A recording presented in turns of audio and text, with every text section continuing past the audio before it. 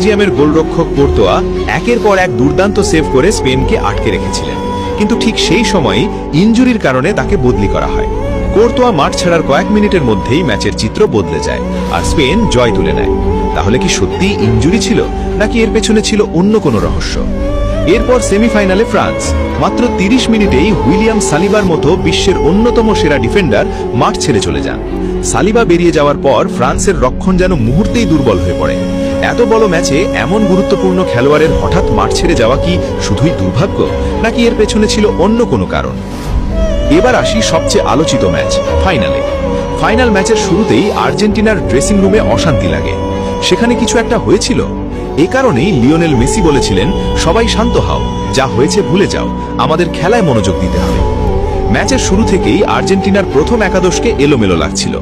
এরপর 43 মিনিটে কোনো বড় ট্যাকেল ছাড়াই লিসান্দ্রো মার্টিনেজ পেশির ইনজুরির অজুহাতে মাঠ ছাড়েন। অথচ রিপ্লে দেখলে বড় ধরনের সংঘর্ষও চোখে পড়ে না। তাকে হারানোর পর আর্জেন্টিনার রক্ষণে বড় ফাঁক তৈরি হয়। প্রশ্ন হলো, এটি কি সত্যিই গুরুতর ইনজুরি ছিল, নাকি অন্য কোনো সিদ্ধান্তের ফল? এরপর 70 মিনিটে কুটি রোমেরোকেও তুলে নেওয়া হয়।